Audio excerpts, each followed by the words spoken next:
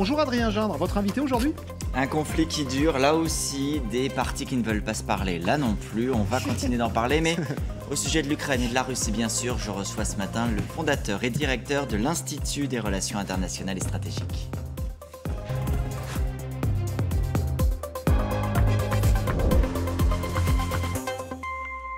Bonjour Pascal Boniface. Bonjour. Merci d'avoir accepté notre invitation, auteur, je le rappelle, de l'Atlas des relations internationales chez Armand Collin.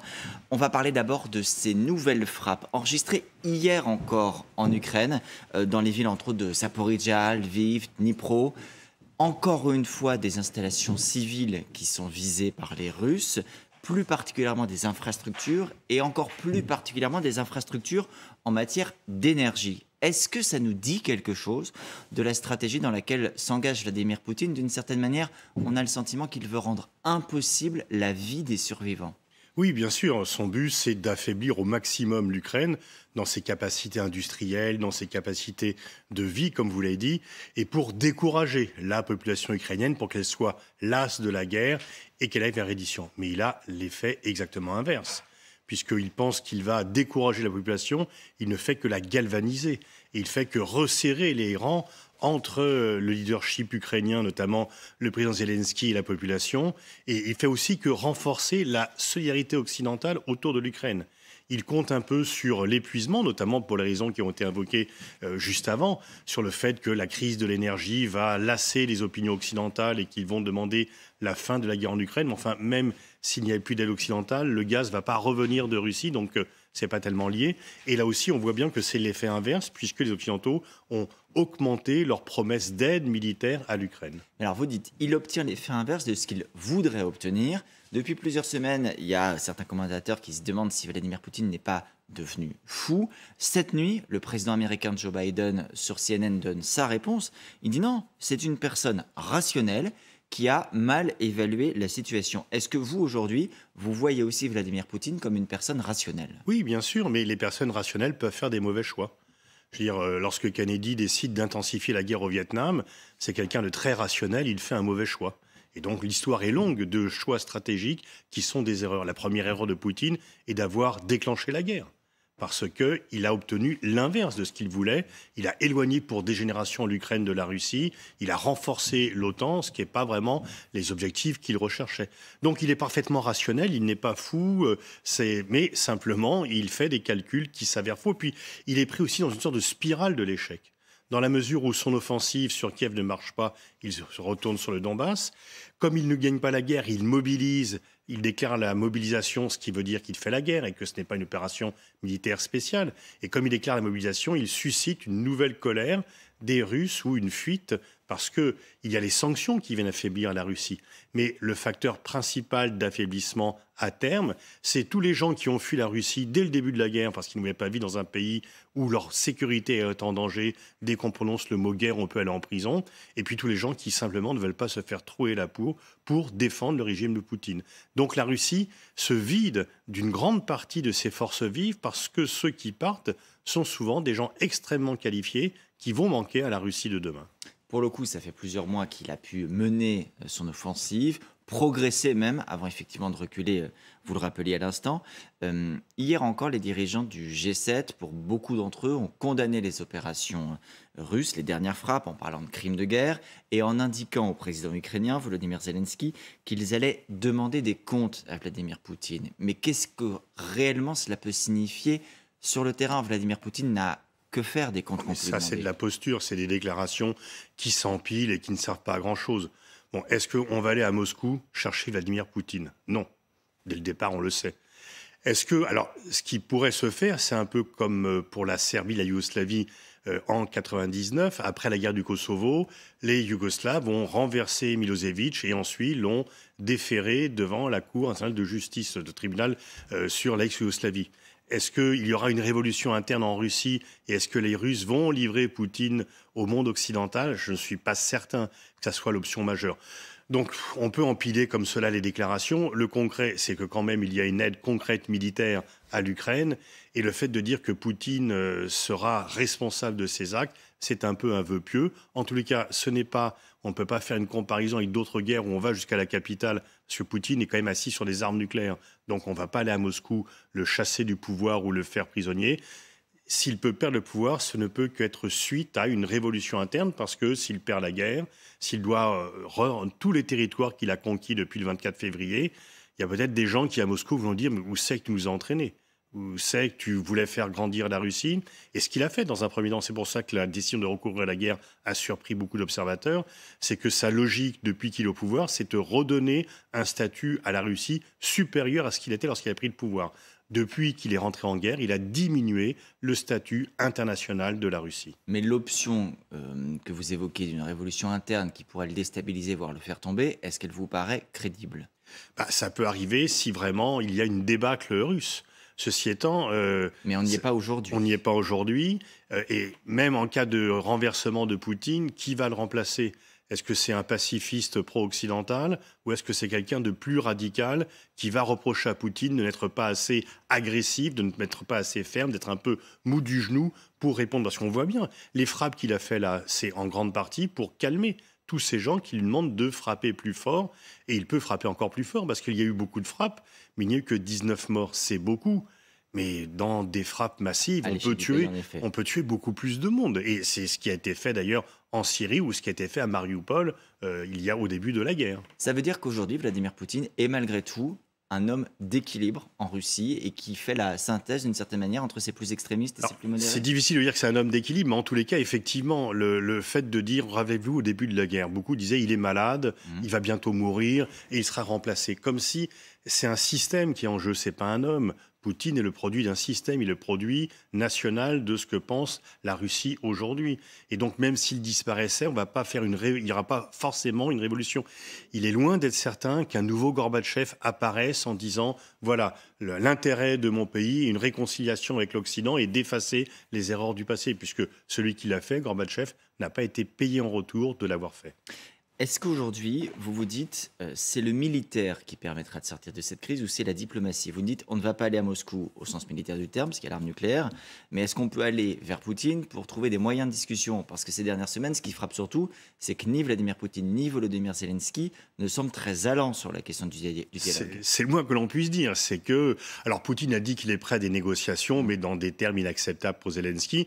Et Zelensky pense qu'il peut gagner la guerre. Zelensky, qui quand même, au début de la guerre, était prêt à négocier avec Poutine, était prêt même à abandonner la Crimée, de dire la Crimée, on peut en reparler d'ici une quinzaine d'années. Il était prêt même à céder une partie des territoires. Là, il sent qu'il a le vent en poupe, qu'il a une aide, et il pense que le différentiel de potentiel industriel, au bout du compte, joue en sa faveur. Et il a plutôt envie de reconquérir cette Crimée. Et voilà, il a plutôt envie y compris donc qu'il ne veut plus seulement les territoires perdus depuis le 24 février, mais les territoires y compris perdus en 2014. Et Poutine, et quand il pense sur la défensive, Poutine serait à la limite, comme il est en position défensive, serait plus près à la négociation. Mais comme il a annexé les territoires, eh bien, il a fermé la porte des négociations, puisque ces territoires sont russes. Donc, en fait, Poutine, nouvelle erreur. En annexant les territoires, il a fait 2 erreurs. Il a banalisé la Crimée, qui auparavant avait un statut un petit peu à part. Maintenant, la Crimée est comme les territoires qu'il a annexés. Et surtout, il a dit, il n'y a pas de solution diplomatique, donc c'est sur le terrain militaire que les choses vont se régler. Mais sur le terrain militaire, à long terme, il est perdant. À long terme, il est perdant parce qu'il y a une Ukraine qui, bien sûr, a un potentiel moins important que la Russie, mais qui, derrière, en back-office, a le potentiel énorme de tous les pays occidentaux. Et donc, à terme, Russie contre Ukraine plus pays occidentaux, ce n'est pas un rapport de force favorable à la Russie. En novembre, il y a un G20 qui est organisé à Bali. Traditionnellement, c'est le moment d'échanges en multilatéral, bien sûr, mais aussi d'échanges bilatéraux entre chefs d'État. Est-ce que vous dites on peut s'attendre à voir un Vladimir Poutine, un présent, 2 acceptant un rendez-vous avec Joe Biden, qui d'ailleurs cette nuit sur CNN dit qu'il n'en a pas l'intention, je précise, mais qu'il dit aussi que ça dépendra de ce dont son homologue souhaite parler. Ou est-ce qu'en réalité ce sera forcément un rendez-vous manqué, ce G20, parce que trop tôt et parce qu'on n'est pas allé au bout de la logique militaire ? Il faudra voir où on est à la situation militaire d'ici là. Il y a encore 1 mois avant cela, donc ça va beaucoup dépendre du rapport de force sur le terrain. Mais Poutine a intérêt à aller au G20, puisque Biden et les Occidentaux avaient demandé au président indonésien de ne pas l'inviter. Et Poutine veut montrer qu'il n'est pas isolé. Parce qu'au G20, il aura plein de partenaires, plein de pays qui ont des relations avec lui. Il a reçu, il y a 2 jours, la visite du chef d'État des Émirats arabes unis. L'OPEP+, et donc l'Arabie saoudite, ont décidé de réduire la production de pétrole pour maintenir au plus haut niveau possible le prix du baril de pétrole, ce qui avantage Poutine. Alors que Joe Biden avait mangé son chapeau pour aller à Riyad, pour demander aux Saoudiens d'augmenter la production de pétrole. C'est un camouflet pour les Américains. Donc, Poutine est complètement coupé des Occidentaux, mais il n'est pas encore isolé internationalement. Et son intérêt, sauf qu'il ne suit pas toujours son intérêt, on l'a vu récemment, son intérêt serait d'aller au G20 pour montrer qu'il a des partenaires, qu'il y a des pays qui ne le battent pas froid et qu'il y a des pays qui ont encore des relations intenses avec lui. Dans le camp occidental, qui est encore en situation de parler avec Vladimir Poutine? On a beaucoup reproché ces derniers mois à Emmanuel Macron d'avoir gardé le contact, par exemple. Hier, sa ministre des Affaires étrangères, Catherine Colonna, disait « mais il est important d'avoir un canal de communication ». Est-ce que cela dit, c'est un canal de communication qui peut être utile ces prochaines semaines? Alors, de toute façon, tous les canaux de communication sont utiles parce qu'on n'est pas dans un monde de rêve où tout d'un coup on choisit. On ne choisit pas ses interlocuteurs. C'est Poutine qui est au pouvoir, on ne peut pas dire nous on préfère tel autre et on va parler avec tel autre. C'est Poutine qui est au pouvoir en Russie et c'est la Russie qui fait la guerre en Ukraine. Donc si on veut arrêter la guerre, c'est pas avec le président chinois ou le Dalai Lama qu'il faut négocier, c'est bien avec Poutine. Même si le président chinois, je rebondis, peut aussi avoir une influence sur la Russie. C'est un partenaire qui a un rôle à part. Oui, alors effectivement, mais en même temps, il peut avoir une influence, mais pas un contrôle. La Chine n'est pas l'allié de la Russie. Les Chinois sont gênés par cette guerre qui vient, disons, les ralentir dans l'obtention de la place de suprématie mondiale. Ça gêne leur économie, ils ne sont pas très contents. Mais effectivement, l'Inde, quand on a dit quand l'Inde, au sommet de Shanghai, l'Inde et la Chine ont appelé au cessez-le-feu. Certains ont dit ils lâchent la Russie. Non. Il ne lâche pas la Russie. S'il y avait un cessez-le-feu, c'était à l'avantage de Poutine. Puisque si on cesse le feu, on arrête la reconquête militaire faite par l'Ukraine. Et ça veut dire qu'on se fige là où on est sur les positions actuelles. Donc, en Amérique latine, en Afrique, Poutine a encore des soutiens. Il y a quand même une image qui est très nette. Il est totalement coupé des relations avec le monde occidental, mais il n'est pas isolé internationalement, parce que c'est vraiment the West versus the rest. Le reste du monde dit, nous... notre intérêt est d'avoir des relations avec la Russie. Donc la guerre qui vous concerne en Europe n'est pas notre problème majeur. Mais au point que le vote qui est attendu à l'Assemblée générale de l'ONU sur les annexions puisse donner une certaine force à Poutine. Alors on ne s'attend pas à ce qu'il y ait une majorité pour défendre la Russie, mais est-ce que vous pensez que dans les abstentions, les votes contre cette condamnation, il peut y avoir là... Il devrait y avoir entre 100 et 140 votes pour protester contre l'annexion. Parce que même pour des pays qui veulent avoir des relations avec la Russie, l'annexion d'un territoire par la force est quelque chose qui ne passe pas parce que ça pourrait les concerner. Donc c'est une question de principe. Mais déjà, lorsque l'agression russe a eu lieu, ces 140 pays ont condamné l'agression. Mais aucun n'a pris de sanctions par la suite. Donc en fait, il peut y avoir une condamnation parce que l'annexion est quand même quelque chose de très particulier. C'est une position de principe qui ne va pas faire que les pays qui votent contre l'annexion vont ensuite cesser leurs relations, ni diplomatiques, ni économiques, ni même stratégiques pour certains, avec la Russie. Alors sur le terrain, il y a eu une demande renouvelée à plusieurs reprises, encore hier par Volodymyr Zelensky, qui est d'avoir un bouclier aérien au-dessus de son pays. Là, il y a plusieurs manières de le comprendre, soit une zone d'exclusion totale, soit des systèmes de défense qui seraient fournis par les Occidentaux pour l'aider. Ce matin, on a appris que l'Allemagne avait enfin livré son premier système de défense anti-aérienne. Le ministre ukrainien de la Défense salue une nouvelle ère. À ce point, le simple fait que l'Allemagne commence cette livraison de systèmes de défense anti-aérien peut vraiment avoir un rôle décisif dans la manière dont se déroule le conflit? C'est un changement majeur pour l'Allemagne qui a été pris depuis longtemps. L'Allemagne a renoncé au pacifisme qu'il a qualifié, qu'il a déterminé depuis assez longtemps, du fait du choc, du fait que l'Allemagne se sent trahie par la Russie. L'Allemagne avait parié sur des relations suivies avec Moscou, mais historiquement, du temps de la guerre froide. L'ost politique, c'était on a intérêt à parler avec Moscou parce que ça va desserrer l'étau et que ça va un peu faciliter la réunification. Ce qui a été le cas d'ailleurs. C'est grâce à l'ost politique que la réunification allemande a été faite. Mais là, l'Allemagne est doublement trahie parce que Poutine, finalement, a tout gâché cette relation. Et surtout, c'est que l'économie allemande est la première affectée par l'augmentation du prix du gaz et par la coupure. L'Allemagne dépendait très largement pour son industrie, notamment son industrie chimique, du gaz bon marché qui venait de Russie. Aujourd'hui, tout est coupé. Et donc, l'Allemagne est économiquement la première victime, enfin, à part l'Ukraine, évidemment, de cette guerre. Mais donc, effectivement, l'Allemagne a décidé de réarmer, l'Allemagne a décidé de devenir, et l'Allemagne aura bientôt les plus importantes dépenses militaires des pays membres de l'Union européenne. Il y a bien évidemment une sorte de course entre occidentaux. Il y a eu les critiques de François Hesbourg qu'on a entendu sur ces plateaux disant que l'Allemagne et l'Italie livraient même plus que la France. Alors Emmanuel Macron et sa ministre estiment que c'est faux, que nos armes font la différence sur le terrain. Puis il y a eu aussi cette nouvelle annonce de la France consistant à dire qu'elle va renforcer sa présence militaire dans l'Europe de l'Est, aux marges du conflit. C'est le cas par exemple en Roumanie avec un escadron de chars Leclerc, en Lituanie avec des Rafales qui sont envoyés pour renouveler les équipements sur place. Quelle implication ça a et quel sens ça a de dire ainsi on renforce la présence militaire en Europe de l'Est? Est-ce qu'on est là dans une forte forme d'intimidation de Vladimir Poutine? Alors, en tous les cas, ça rassure du moins les pays dans lesquels on déploie ses troupes. Et je crois qu'il faut un peu arrêter avec le frange bashing, avec le fait de mettre en accusation la France comme cela. La France livre des armes qui font la différence sur le terrain, notamment les canons César, les Ukrainiens le reconnaissent. Et la France, quand même, paye un prix assez lourd de la solidarité avec l'Ukraine. On paye quand même, d'un point de vue économique, très lourdement de cette solidarité qui ne se mégote pas. Donc le fait de toujours mettre en accusation la France parce qu'elle aurait négocié avec Poutine auparavant, oui, eh bien, il y avait un contact avec Poutine qui n'a pas débouché sur la non-entrée en guerre, mais qui était très utile et qui peut être très utile. Donc cessons un petit peu de mettre la France à ce point d'accusation. La France est solidaire, elle est même accusée à tort par les pays de l'Est d'en avoir trop fait avec la Russie. Peut-être qu'eux ont un peu, au contraire, trop coupé les ponts avec la Russie pour empêcher le dialogue de se tenir. Et puis la France livre des armements à hauteur de ses capacités. Et puis, une fois encore, sur le plan économique, nous sommes solidaires, nous en payons le prix. Quelle stratégie vous voyez pour les Russes désormais? On a vu ce week-end Vladimir Poutine changer le général en charge de l'opération, remplacé par un dur, comme on dit. Enfin, c'est souvent des durs en même temps dans cette armée. Mais il y a la volonté visiblement d'envoyer un message. Volodymyr Zelensky, lui, à l'inverse, disait hier... Mais Vladimir Poutine, c'est un dirigeant qui est en fin de règne et ça a un inconvénient. Il a en lui les moyens de l'escalade. Il a à disposition l'escalade entre ses mains. C'est clair. Ça, c'est clair. Alors, vous pensez à l'escalade nucléaire. Par exemple, en effet.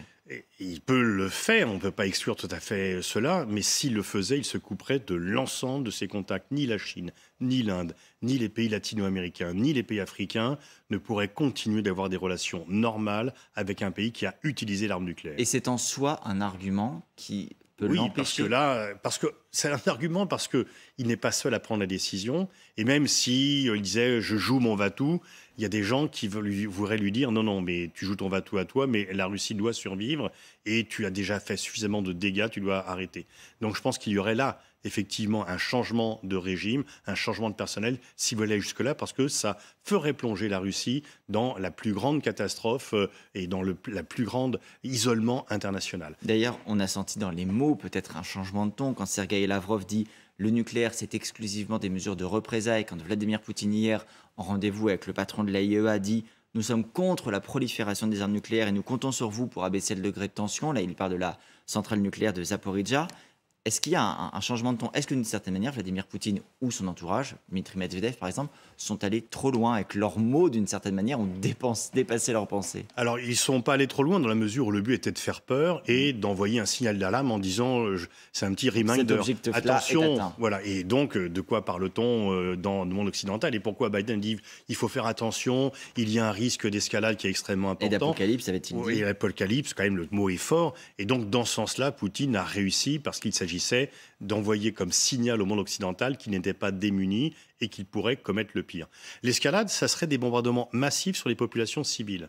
Parce qu'une fois encore, quand on frappe des infrastructures civiles, ce sont des crimes de guerre, mais ce sont des crimes de guerre avec un nombre relativement limité, là, les 2 derniers jours, pas auparavant, de victimes. Et il pourrait très bien dire, eh bien, je joue mon va-tout et je vais bombarder massivement les villes ukrainiennes pour mettre l'Ukraine à genoux. Là aussi, je pense que une partie du monde qui n'a pas coupé les relations avec lui pourrait hésiter. Et d'ailleurs, pour l'instant, il ne le fait pas. Il l'a fait en opération de guerre à Mariupol, mais il ne le fait pas dans des villes où l'armée russe n'est pas directement intégrée au combat, comme là, lors de ces derniers frappes. En miroir, il y a l'OTAN qui poursuit ses mobilisations. On évoquait tout à l'heure les renforcements en Europe de l'Est. Il y a aussi cet exercice de dissuasion nucléaire qui est prévu la semaine prochaine, qui est maintenu. Jens Stoltenberg, le secrétaire général de l'OTAN, disait hier « ce serait un mauvais signal si nous annulions un exercice qui est prévu de longue date ». Est-ce que l'OTAN a raison d'agir ainsi? Le risque que ce soit vu comme une provocation par la Russie, le Kremlin n'existe pas? Oui, mais en même temps, si la manœuvre était prévue, le fait de l'annuler est aussi un aveu de faiblesse. Donc l'OTAN fait parfois, et les responsables de l'OTAN font parfois des déclarations pour le moins maladroites ou très va-t-en-guerre, etc. Mais là, il est quand même normal de ne pas annuler une opération qui était prévue, une manœuvre qui était prévue, parce que sinon, ça veut dire qu'on a peur. Et donc, on ne peut pas montrer que l'on a peur. Il y a depuis quelques jours aussi des interrogations qui se poursuivent autour de ce qui s'est réellement passé sur le pont de Crimée avec l'explosion. Il y a eu des accusations de part et d'autre, les Russes disant c'est de la faute des Ukrainiens, des services secrets, les Ukrainiens disant regardez plutôt côté russe. On a appris ce matin, annonce du FSB, que 8 suspects ont été arrêtés, dont 5 Russes. Est-ce que la possibilité de complicité côté russe, voire d'un projet fomenté par des Russes, est une possibilité de votre point de vue? On peut toujours trouver des complices dans le pays adverse. Je veux dire, il y a toujours effectivement des Russes qui peuvent, pour des raisons soit vénales, soit autres, dire je me sens plus ukrainien. Donc il faudrait voir un peu quel est le parcours de ces Russes. Est-ce que ce sont des opposants à Poutine qui ont été liés aux Ukrainiens, ou est-ce que ce sont des gens qui étaient depuis longtemps des agents dormants ukrainiens en Crimée ou ailleurs? Tout est possible. Mais plus le fait de personnes isolées, de votre point de vue, qu'un mouvement de fond, on l'a compris, parce que tout à l'heure, vous excluez à ce stade une révolte d'ampleur. Oui, et surtout en Crimée. C'est d'ailleurs, si l'Ukraine veut reconquérir la Crimée, ça ne sera pas très facile, parce que les gens qui habitent en Crimée se sentent plus russes qu'ukrainiens, même si l'annexion a été illégale. Merci beaucoup d'avoir été notre invité ce matin. Je rappelle votre ouvrage, l'Atlas des relations internationales chez Armand Collin. Merci Pascal Boniface.